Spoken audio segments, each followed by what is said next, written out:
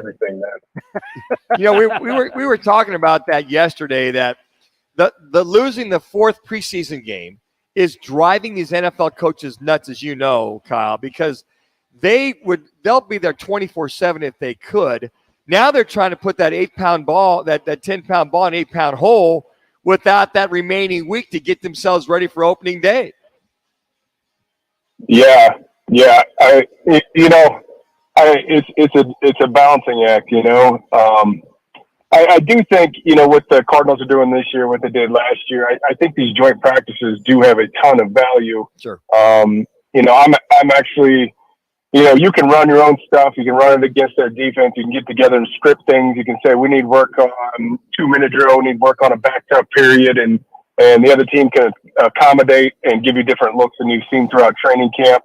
But the way it has gone, most teams do these joint practices, and then that gives them the luxury of getting their ones reps in a more controlled manner, and then they don't play the last preseason game. And I'm shocked at this point the NFL hasn't found a way to monetize these joint practices, because, if I'm the average fan, I'm showing up to those free practices that are open to the public when they're joint, as opposed to paying money to watch players that probably aren't going to be on the team in a week. Interesting you say that, because we'd have Green Bay come in for a couple days, or we'd go to Cleveland and we'd scrimmage the Browns, and we would do a lot of that prior to the regular season. And quite frankly, Kyle, I really enjoyed it as a quarterback, and for all the team, all the guys, it was very competitive.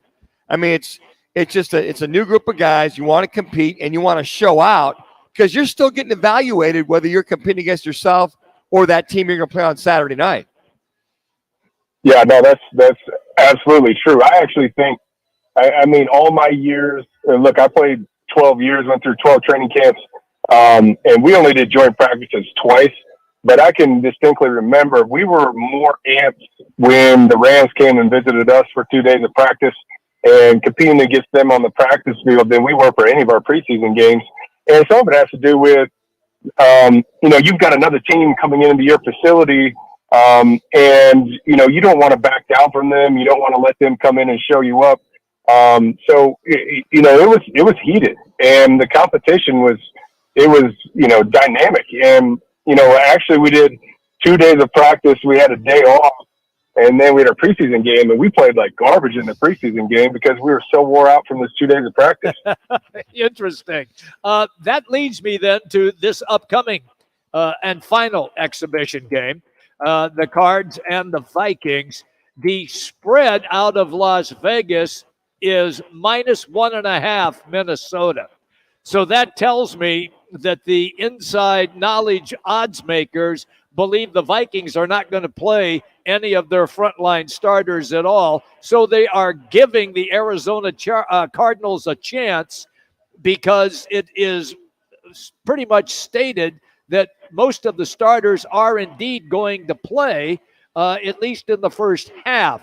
Where are you on something like that? Because the reason I brought it up is because of what you just said about having those inter-squad scrimmages as compared to watching a preseason game when the starters don't even play.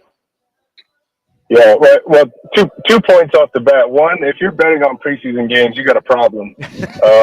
Secondly, obviously Vegas didn't watch the Chiefs game because that was rough. Everything the Cardinals did against the Broncos, and that, encouraged the fans, that encouraged me with the clean operation, with, certain players standing out, making plays, looking like a real competent football team. A lot of those things were not there against the Chiefs. I realize it's so hard to take much from preseason games, but the missed tackles, they had almost 200 yards after the catch. The Chiefs did, and, blown coverages, big runs, really right up the middle of the heart of our defense. So, this team still has some work to do. I'm confident that this team will get a lot of these things ironed out. I don't know how they're favored against very many teams, in the preseason, regardless of who's playing and who's not playing. And I also get the feeling, that after 2 full days of the ones getting, some good work against the Vikings, I don't think the Cardinals are going to play very many of their starters, at least the ones that aren't in an open competition at this point.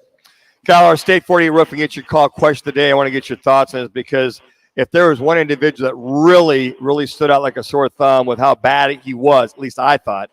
And here it is. What do you feel is the best position for one Isaiah Simmons? Is it safety, edge rusher, weak side linebacker, or inside linebacker? Right now, as we speak, 50% say weak side linebacker, 40% say edge rusher, 10% say inside linebacker, 0% feel safety is the last position they play him at.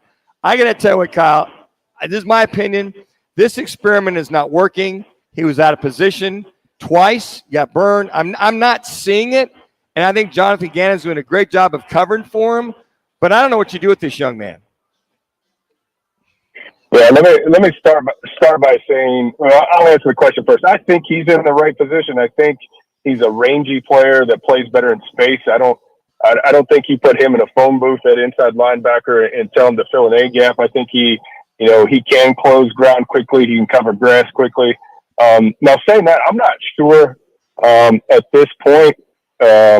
It's a matter of moving him to a different position. My biggest concern is at times in that preseason game, I saw a lack of effort. And that is something I can't get over. If I was in that locker room, look, I can handle, taking a bad step. I can handle a busting an assignment. I can deal with a lot of things, but if I know that somebody in my locker room is not giving good effort on the football field, not playing the game the way it's meant to be played, not matching the level of intensity of Buda Baker and what he brings to the practice field and the game field every week, that's my issue. And I'm beginning to think that that's probably his issue. It's not let's find the best position for him. Is this guy going to be dialed in and be able to use his athletic ability and just cut it loose? Because, the hardest thing as a coach or as a teammate is when you have a guy that has the ups and downs where he'll have a phenomenal game and be a big part of the reason you win, and then he doesn't show up the next week. And you as a team are riding the roller coaster based on that player's mood.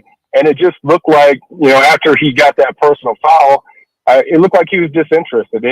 Even when he's trailing receivers, I know how fast he can run. Sure. I have seen it. I have seen him close, and he was not going full speed. It was like probably 3/4, a little bit higher than half speed that he was chasing down receivers. And that's something that to me is unforgivable. So I'm not sure at this point, that the coaches need to keep racking their brains about where can we put him to utilize his skill set. Somebody's got to figure out a way to get him to play with consistent effort, and then he can be a player. It's always great, pal, when you come on the show. Always super insight. All right, Coach.